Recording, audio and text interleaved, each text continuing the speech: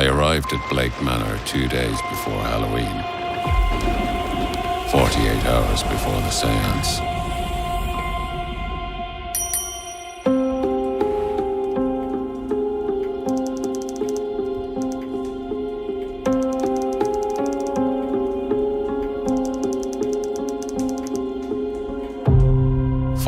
Hours to find the missing woman.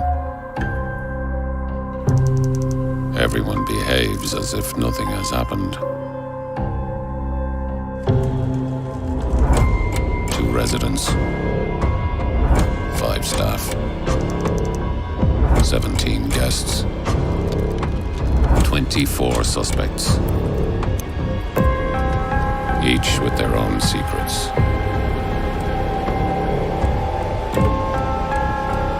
Which one is responsible for Evelyn Deane's disappearance?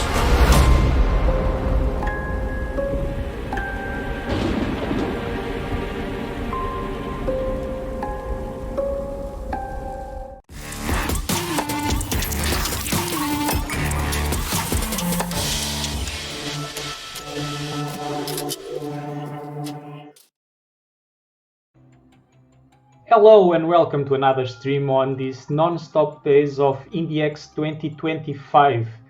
And with me today, Paul, to talk about the Séance of Blake Manor. How are you, Paul? And welcome, of course. Hello, I'm well, and thank you for having me. Oh, it's a pleasure. It's a pleasure. It's always great to be talking about such a beautiful game, and we can talk as we see it because people want to see the game. So let's go straight to the game, and we'll talk as we play. So, Paul, let's go straight to the point. What can you say about the Seance of Blake Manor? The Séance of Blake Manor is a supernatural detective story set in 1897 Ireland, where you take on the role of Detective Ward, and you're tasked with finding a missing woman at a very remote, strange hotel, very far west of Ireland. It's a gothic story, and it's a kind of a classic whodunit. So it's kind of like a mix between Bram Stoker's Dracula and Agatha Christie. The first thing I just played the first minute, and the first thing it reminded me it was the Bram Stoker Dracula. That was fantastic. I thought that I was going crazy, but I think there's a point to it after all. It's not. Yeah, you can go ahead. Go ahead. Well, there's those classic novels are big influences on the tone of the game, and there's even comic books based on Bram Stoker's Dracula, which are kind of visual inspirations as well. Yeah, going by a chariot is to start with. Well, it's not Romania, it's Ireland, but close enough, I guess. Similar latitude. Yeah. It's not your first spooky game, isn't it? It's like a supernatural thematic on the spooky doorway studio, isn't it? Yeah, we're kind of tellers of spooky tales, or that's how we like to think of ourselves, at least. Our previous games, while they were comedies, they leaned into a lot of spooky themes and horror kind of tropes and concepts. But this time around, we've kind of gone full in on the horror experience or the supernatural spooky experience. Less comedy. It's not. We have Raw Fury in the chat. Your publisher. Raw Fury is one of our best clients. Every year we have games from them. I will ask how important is to have a publisher and such a brand recognizable publisher as Raw Fury helping you guys. What do they provide to you? Well, the funny cynical answer is they provide some money. which is very important to kind of getting a lot of people together to work on a game of this size. But they have a track record of delivering really good games, and they have an audience which kind of expects great games from them. So when you work with them, you kind of get the raw fury audience to at least be aware of your game. They've been great help with production support, QA, voiceover, like helping us source a lot of things. Generally, they're just a great partner who has your back, who's able to kind of get you through the hard points and make it easier as it needs to be. And also they do things like connect with guys like you, or reach out to press and stuff like that. They take a lot of work off of us.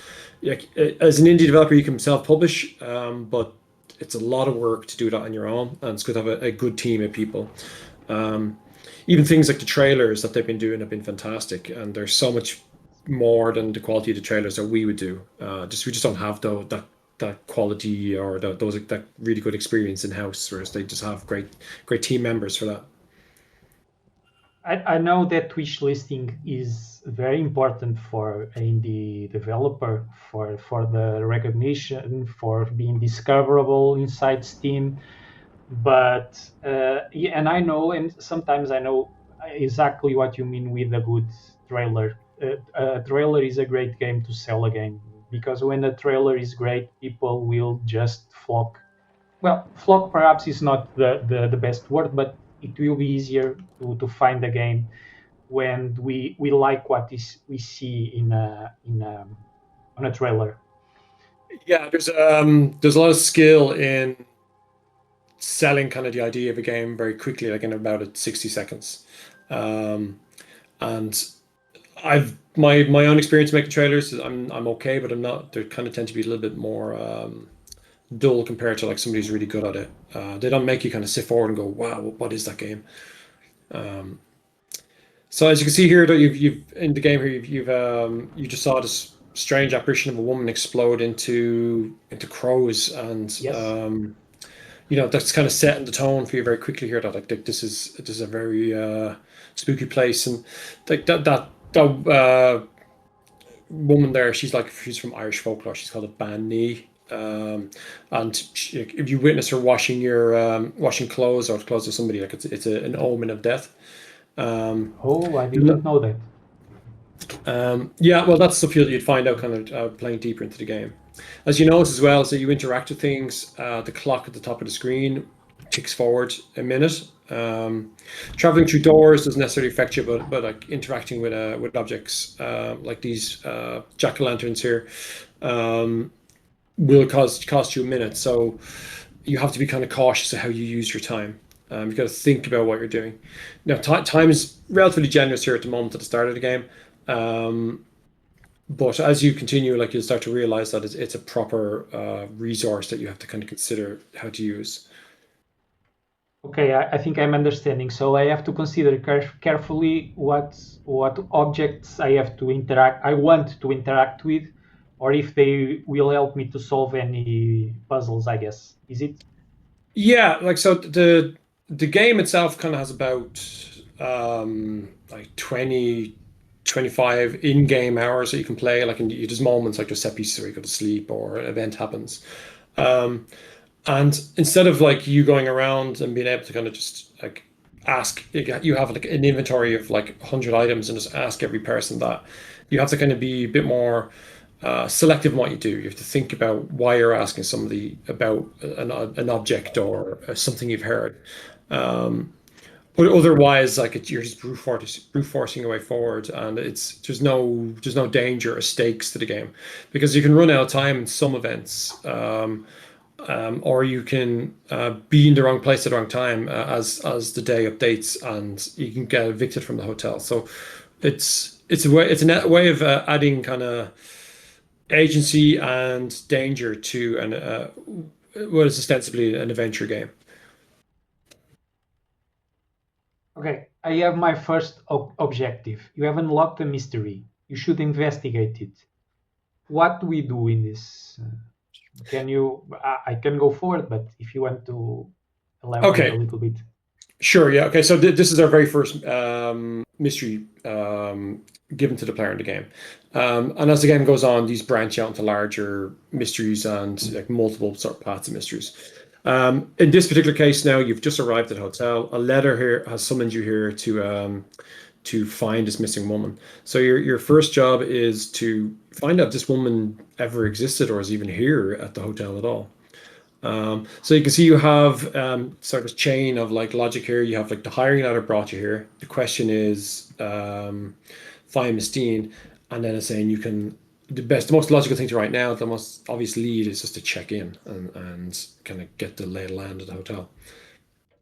Okay, now I'm faced with the option. I can interact with this brochure here or with this book and lose 1 minute. I do not know if you can say it or if it's a spoiler, but what is the time limit for the entire game? If it's a spoiler, do not say it. Well, essentially in the story, it's roughly 48 hours. Okay. In-game hours that you actually have control over is like 25 to 30 hours roughly. Okay.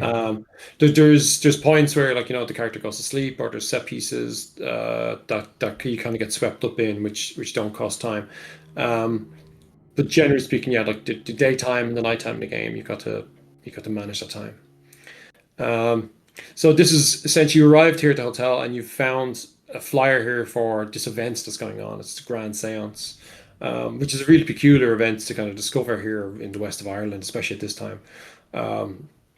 They're talking about like summoning a ghost and actually speaking to the ghost and proving, that there is an afterlife. And your character you play he's essentially just an investigator from Dublin. Like he used to be a fireman. He's just a very normal man. So this is a very strange sort of series of events that he's got to step into. Yeah. The setup is not what I was expecting, what I would be expecting if I was a private investigator, a detective. No, you'd be questioning everything if this happened to you. Oh yeah, and I do not know if people on chat.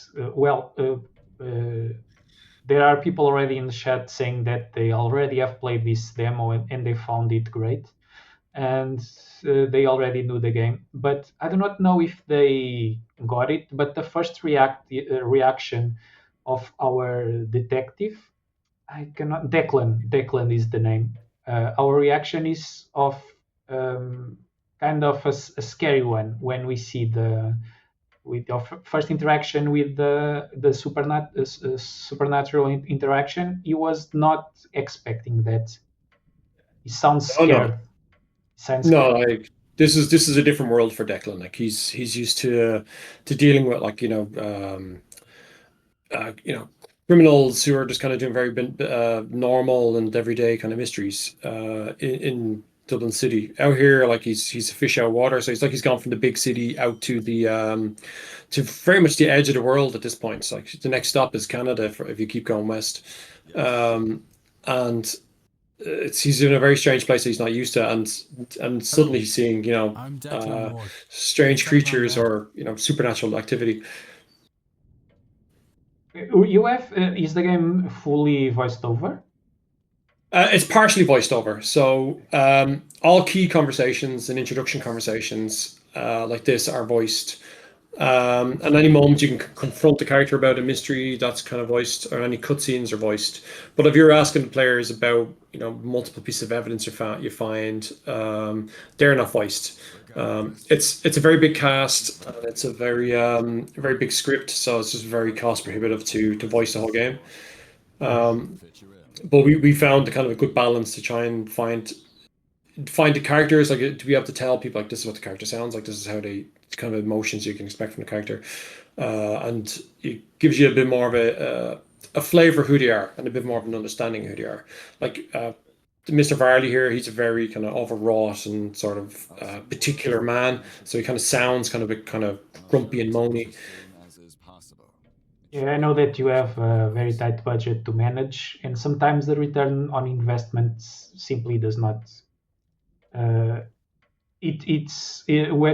things are properly made, they are perfectly fine. They are great to make the environment go through. and I think you got that here. Thank you. Yeah, Actually working with prepared. good voice actors to help bring your work to life a lot more. They can bring something to the story as well that isn't in the art or isn't in the writing. So it's great to work with good voice talent to enhance your game. Even with big budget games, sometimes it's well nowadays it's quite common to just have partial voiceover, and sometimes it's perfect because there are words and words, not words, but there are things that are better not said. I do not know if I can explain myself, but in the proper setup, it's better sometimes not to say something, just to read. And I imagine that here, with this supernatural, spooky environment, the silence will be important for the development of the quests, the storyline. Yeah, I would agree, and I think also like when you aren't voicing sort of some of the inner thoughts of the characters as he's reading relevant information, you kind of slow it down at your own pace, and you can kind of understand it a bit more, or get more time to reflect on what's actually being said. Okay, now the first clue that Miss Dean really exists. Well, it's not a proof, but at least we saw her name in the check-in. But it's proof she signed in. So we Or have someone written signed her name. Her name. true. And now I do not believe you. Well, no, this is the legitimate signature of Evelyn Deane, so this lady exists. We've many sort of moments in the game where you get to go in and investigate objects like this, and there's kind of certain objects or points that stand out. If you hit the space bar, it'll sort of highlight a few points that in case Oh, so in case you don't want to kind of search too much, like there's just a bit of a convenience there for players. You can do that out in the environment as well. If you hit spacebar, it'll highlight objects that glow to say that these are objects you can interact with. So okay. it's I thought that the first question mark was already there, but perhaps it was not. I just over the magnifying glass over it, and I did not notice. The book was blank, wasn't it? it, Just to it make is, sure. yeah. Your Okay. eye was brought to the name clear straight away. Okay. Sorry, I interrupted you. What No, no, no, it's you? work away. Okay, it was on me. I thought that the question mark was already there, but no, it was like I guess assigned within the last week more than I thought there would be. When are you expecting to full release the game? The game is out next Monday on October 27th, so less than a week away. Of course. Machado, Raw Fury said that this game was something truly special, and Machado, my boss, if I can say it, confirmed that this game was very very very special. That's great to hear. It's been a very big project for us to work on, and it's pulled a lot of our influences and lots of things we love together. Everybody's worked really, really hard in it, and to see so many people so far responding well to it is very promising for us. It's definitely helping us keep going and get the last few bits of polish and bugs fixed. We're all very tired, but we're looking forward to the game being out there and people playing it. This week will be stressful, I imagine. Yes, quite a lot. It's not the first game that you guys release, so you know what to expect more or less. You are known, as I told you when we were talking before starting. I already know the series of Dark Side Detective, but this game seems. I know that this is a supernatural theme also, but it seems more serious, and the graphical style is very different. The environment is more, if I can say it, 3D-ish, with more space and room to explore. What was your inspirations, or what made you change so much on your, I do not know if yes I can say signature, but the game seems a bit different. Um, I think we probably argued that there's probably a lot of our signature design decisions or considerations are in there, but I I think everybody on the team would have a I see you were different busy for someone saw the mouth. though it seems quiet around a different here. reason why we made this game. Everyone would have different sort of inspirations. But like we did want to always try something that was a lot more deep and a lot more space to explore. And we all wanted to see our own culture represented on screen. Yes, the Seance. Like most video games tend to be I noticed the Miss Deane's name tend to be signing very in. American focused, UK Does focused, that happen to be Evelyn Deane? or from Japan, or those, at least those cultures tend to be represented a lot. Or you may get like even the mythologies, like Greek mythology, you get all these classic mythologies in there. But like our cultures is our mythology in Ireland is so deep and ripe with like these wonderful stories and pieces of folklore that we just really wanted to see that represented on screen. So we kind of dug deep and started figuring out like what would we like to see in a game made by an Irish developer that represents Ireland. So kind of Ireland is a lot of ghost stories and a lot of like a lot of like horrid history and stuff like that. So that was a great place to pull in sort of gothic story elements from. We are here in Portugal. We are so underrepresented in so many things that when we see something in a game, I know exactly that feeling. We say, Portugal there. But we know Ireland. We know Irish culture a little bit. Ricardo Asfodel is saying that Dark Side Detective won an award on the first IndieX, so it's not the first time that you are in this show also. That is true. Yeah, Dave and Tressa were over in Portugal showing off the first Dark Side at IndieX. Yeah, I think I actually have the award on my shelf there somewhere. But yeah, thanks for having us back. That's on you, not on us. But yeah, the Irish culture, like I mean, I'd argue that like there's a version of Irish culture which is being sort of represented in the media, which is it's kind of very shallow. It's like just everyone thinks leprechauns and banshees, but like there's so much more to it. And yeah, it's as you said yourself, like you see your own culture represented somewhere, you kind of stand up and you appreciate that. Even with the voice acting, like we were so fed up of hearing very well-meaning and talented people doing Irish accents, but they're not from Ireland and they don't sound like any particular region of Ireland. Where we wanted to have like the lead character is from Dublin. He's meant to sound from Dublin, which is a very different accent to the west of Ireland or the south of Ireland. Like it's a small island, but like it has a broad range of accents. So you kind of really wanted to see that represented. And we also got a lot of other characters in from around the world.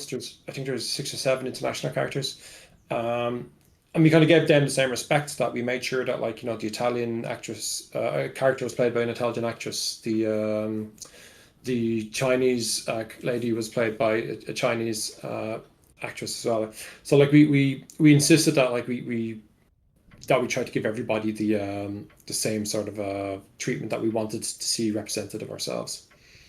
I know it's not really fair. That I understand that point of view. Yes, but it's strange about the accent. It's clear Portugal is a very small country, and we have tons of different accents. We joke about that many times here, but if I would guess, you do not have any accent at all.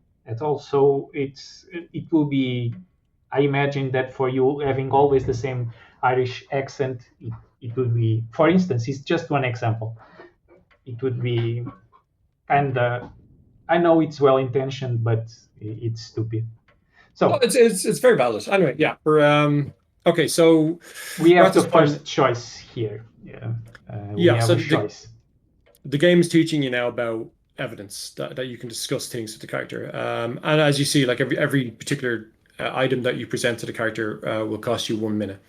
Now you can present an object more than one times or a conversation piece more than one time, and it won't cost you any more time than it did the first time. But every time you go into your menu and you select something, it's going to cost you 1 minute at a time. So kind of just to speed you along here. So the game is kind of essentially introducing into discussion topics, but right now I want you to ask Mr. Varley about Miss Deane. Okay, So let me click 1 minute. And oh no, this is just navigate the people category to ask about Miss Deane. Okay, this is just let me just find the categories: people, items, documents, observation. Well, the washerwoman that you already talked about, telegraph machine, the grand seance, and let's go. We can just filter everything. The evidence. Let's talk about Evelyn. That it's what the game wants me to discuss. I'm sorry, but did you say Miss Dean departed already? Yes, to the Tuesday night, perhaps Wednesday morning, but she did not check out on the book, if I'm correct. So they had to leave on a short notice. Letter. The truth, she took her luggage and left in the middle of the night. In the morning, we found only a letter and her payment at the front of the desk. Would that be usual for her? I could not say, sir. This is the first time she stayed here. Asphodel. It was a big surprise for me. Why was it a surprise, Asphodel? Because the game seems different, or elaborate on that? So now I do not think at this point in time I do not have many things to present and to discuss. Perhaps the best thing to do is just to leave. Or do you want me to try something else to show to the people? So it'd be good to use option 2 here. Analyze? Analyze. So this is a thing where you can, any character you meet, you can kind of take a closer look at, and you can look at kind of details of the character, and they might give you a little bit of a hint about their mental state or something that they've been up to in their spare time. Each of them is a clue about the person. Some of them are, they're not that relevant, but other ones may be very relevant. So like he's got a crack in his glasses here, which is a bit suspicious. And if you click on state, I would not find the okay. I would find it suspicious, of course. FX. No, this one. Unhappy expression. He looks profoundly displeased. Is it with me or something else? Let me before spacebar. Let me check if I find something on my own. Watch. He keeps checking his pocket watch. Is either time ruled by routine or both? So yeah, that's telling us two things about him which are kind of very relevant. Like number one, he is he's kind of annoyed at something right now. He's kind of an unhappy man. And number two is that he's very fastidious. He's very focused on time. So that becomes very relevant about that character later. Okay, so you've all the clues you can find out about Mr. Varley right now. I had one person on chat saying the same thing. He would never votes in the games who can enter. To enter in the X the finalists. There are a committee that scores the games, but they do not know who presented the game and where they are from. And he would say that he would never suspect that the game was from Spooky Doorway. He did not suspect. So I'll take that as a positive. That's we've grown a lot as a studio, and Darkside was a game made by 4 people, and this is a game made by about 16 people. Like we were able to bring that many people together to build it. It seems like not, and it is a small studio, but going from 3 to 16, it's a massive difference. It's a lot of management, yeah. Yeah. Now, if you will excuse me. What were your biggest difficulties when creating a game? Not this specifically. You have some experience making games nowadays. At this point, so what was your biggest issues going for this one, for making a game nowadays?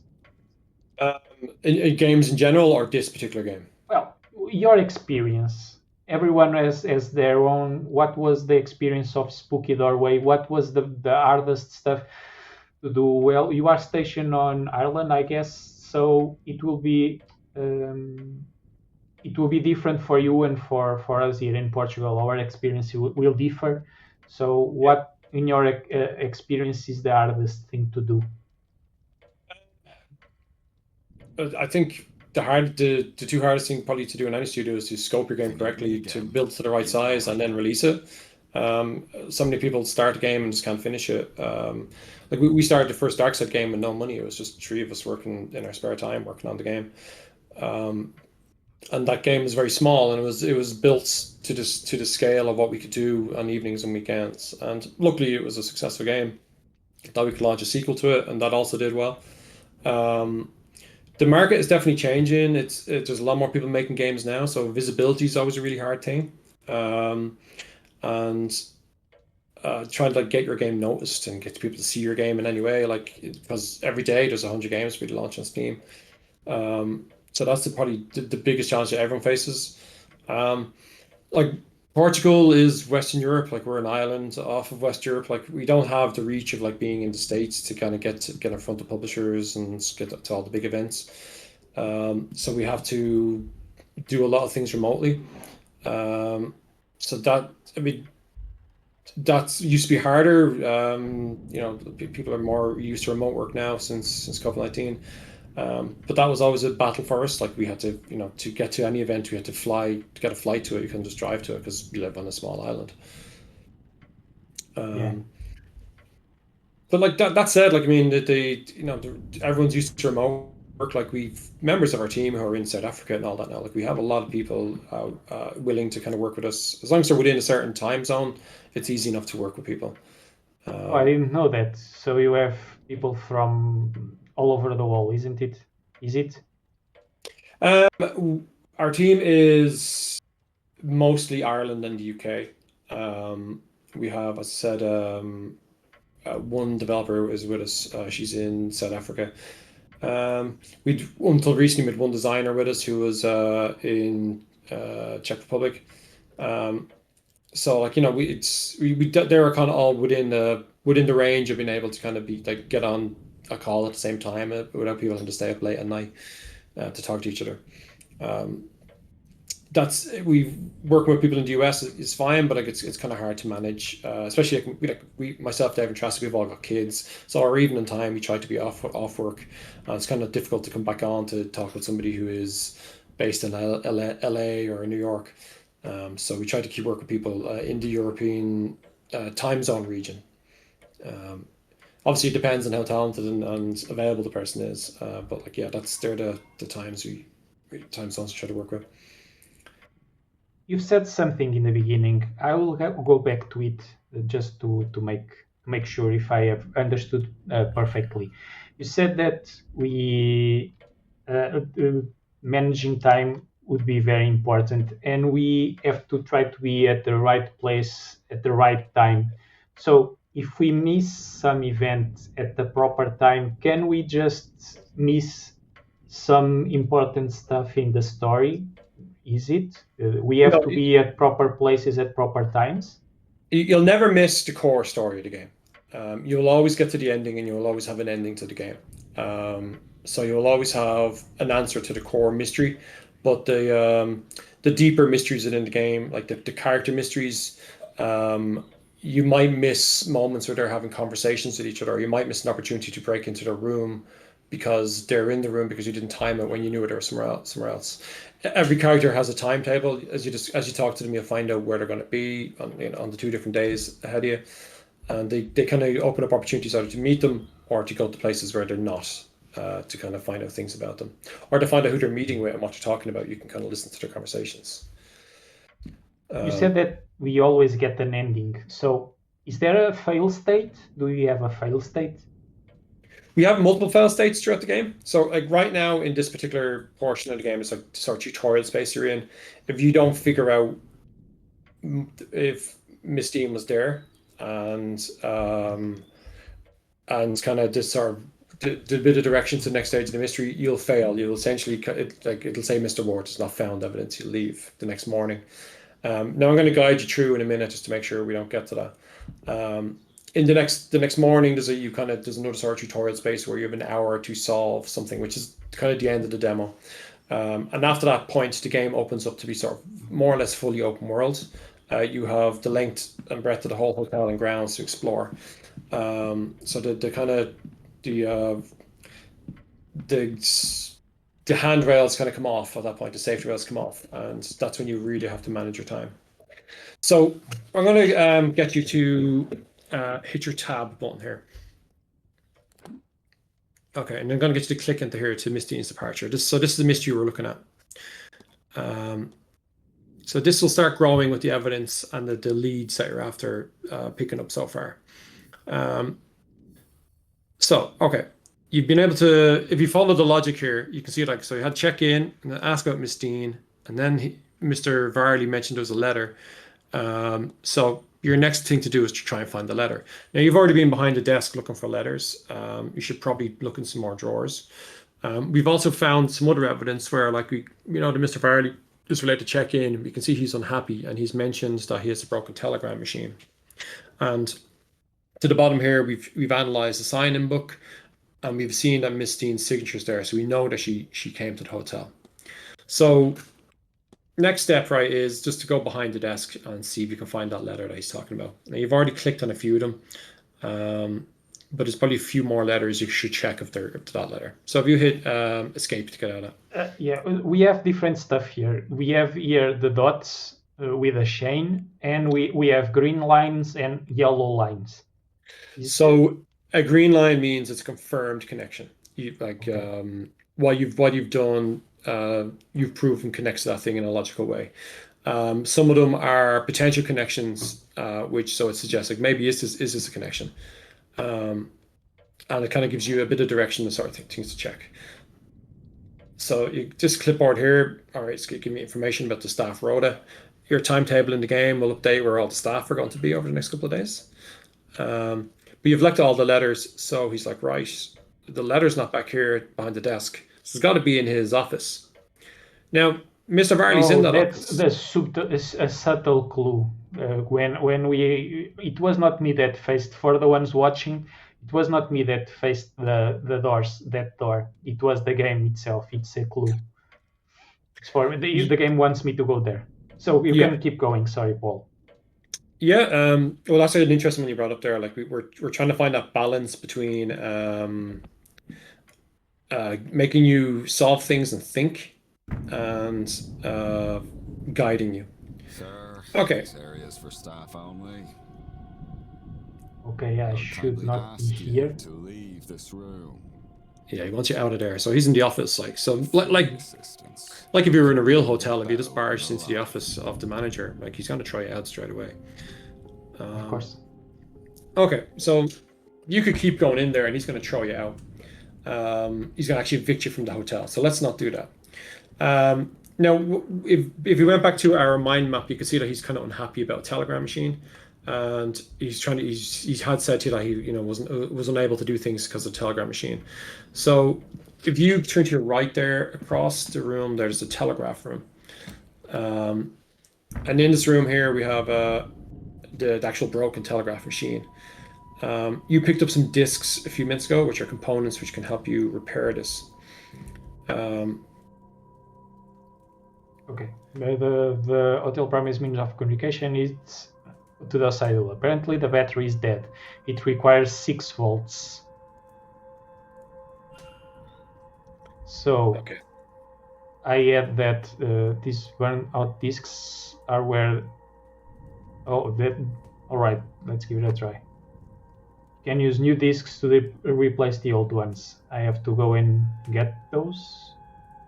Okay, so you haven't looked at it already, but on the left-hand side of the desk, there's actually instructions on how to solve this. See the page? Just click that. Okay, so this is an actual Victorian battery. There is 3 types of discs made of zinc, essentially like wet salty paper, the electrolyte bridge, and copper. And you connect 3 of them together in the right order, it will make 1 battery cell. The example here on your page is for a 4-volt battery. 1, 2, 3, 4. So I need 6 of those. Exactly. Copper. Yes. The colors. One, yeah. Okay, no, it was highlighted, so that's why the color was different. So 1, 2. Yes. 2, 3, 4, 5, 6. 1, 2, 3, 4, 5, 6. Okay, it's done. Okay, hit the test button. There you go, perfection. The battery seems to be working in the telegraph machine now as to it. I should tell the manager. I want him out of there, out of that room. Okay, so if you head on back out to the lobby, and call him. Perhaps. Call him to the desk. Yeah, if you go into the room, it's going to get annoyed at you again. So you just hit the bell. Another spirit. I didn't see anything. Let's try to get him. May I be of service, Mr. Ward? Yes, you may be. Discuss evidence. I want items. Yes, the telegraph machine. Okay, so yeah. Your telegraph machine seems to be functional. Is that so? Mr. Hunter must have slipped in unnoticed and fixed it. Then you'll have to excuse me. I have messages to send ahead of tomorrow. I will be in the telegraph room should you need me. You shouldn't be waiting much longer for your room, I assure you. It will be ready by midnight at the latest. He may throw us out, but since our time is running out, I will risk it to go to his room again. Yeah, so if he's after going to the telegraph room, if you have 4, as this tutorial is telling you, it's going to show you that you now know his location is in the telegraph room. Okay, I see him there. So you know that room is clear to go into now. Now, if you were playing this without me, without guiding you there, you'd have a lot less time because you would have explored a bit more. But I've kind of guided you a bit. So run in here, and you have full access to his room now until he comes looking for you. So if you hit space, it's going to highlight everything that you can interact with. It'll give you an idea of things you can interact with. So you're looking for a letter. Okay, letters. So there's letters in the drawers you opened. There is? Oh, a letter. Oh, this is a letter. I was waiting for a subscript envelope. Housekeeper and curiosity. Let me just check this one. Letters requesting gramophone records respecting to Dr. Callahan. No. This one. Cannot click it. Yeah, there you go. Mr. Valley's mid-throw offers. Room assignments. There are letters there. Information to have. Something under it. Evelyn. There's I think is yes, Mr. Deane departure letter.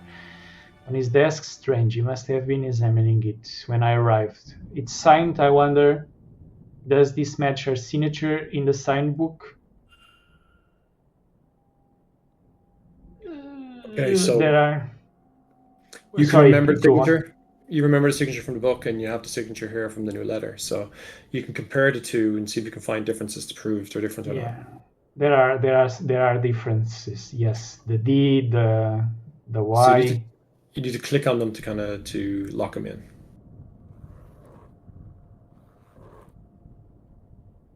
And they close, but they don't match. And somebody else wrote this letter of hers, but who and why?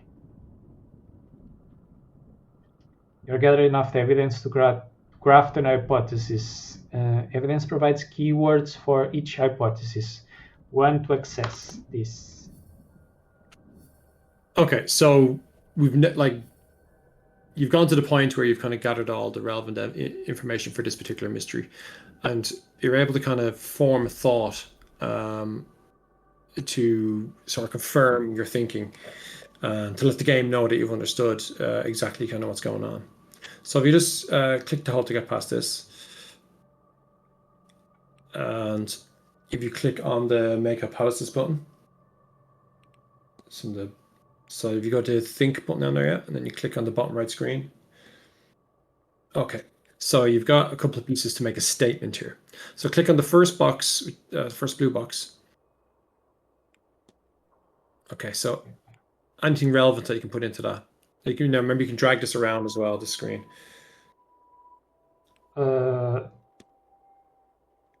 Okay, I understand. My rival, the second, the managers.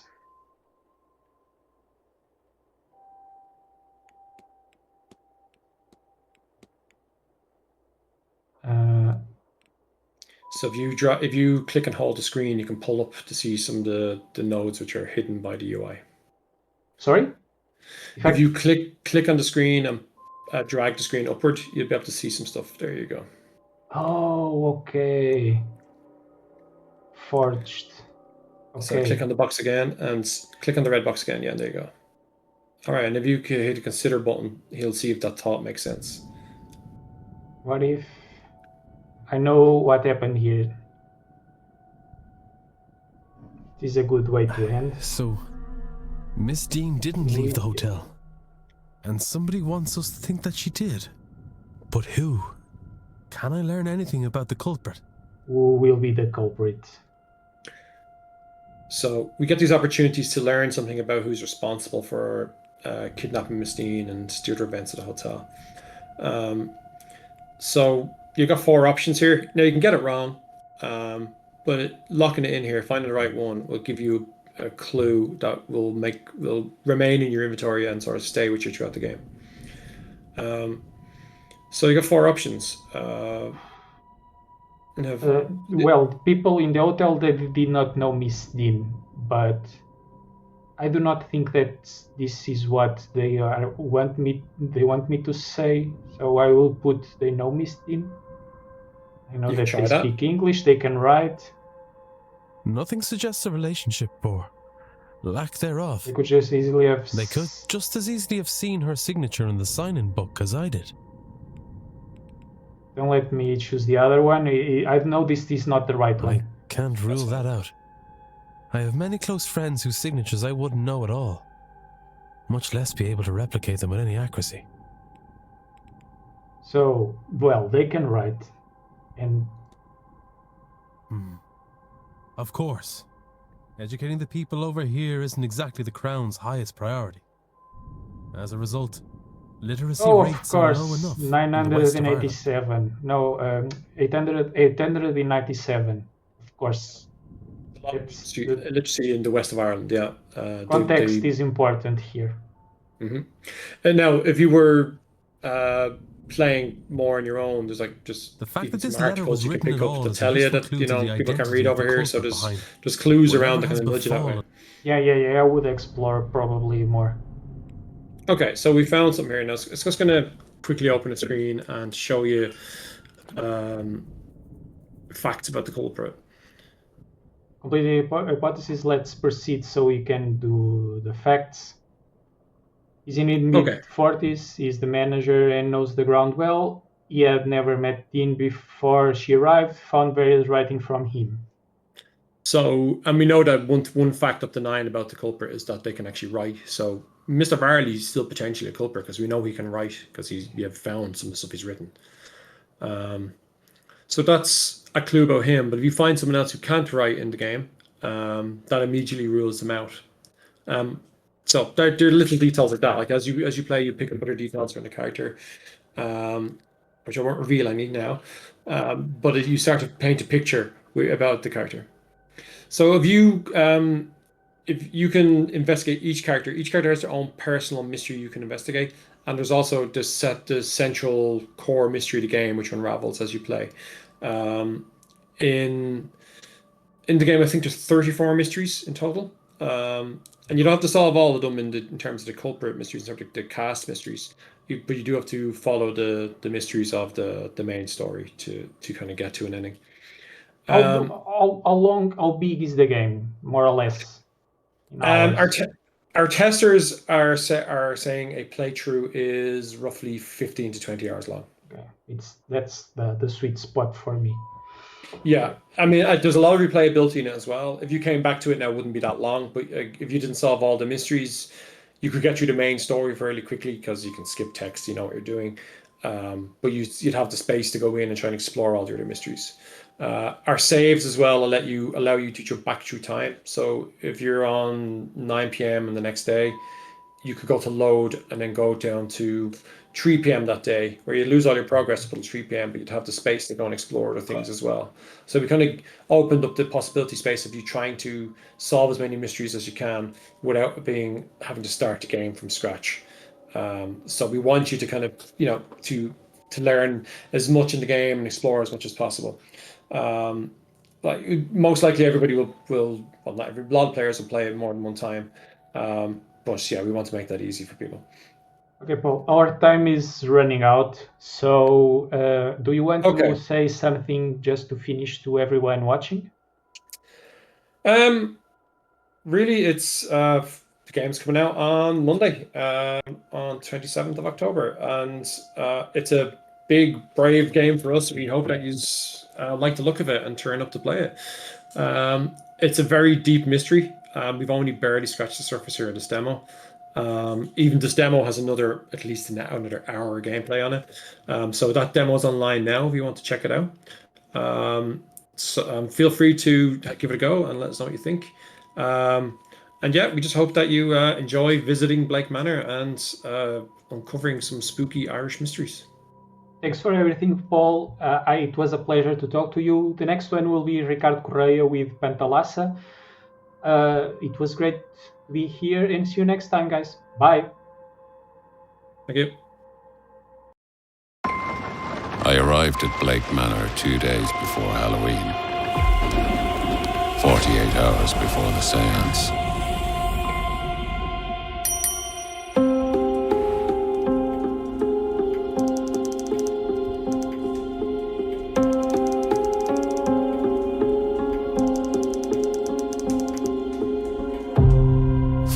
Hours to find the missing woman. Everyone behaves as if nothing has happened. 2 residents, 5 staff, 17 guests, 24 suspects, each with their own secrets.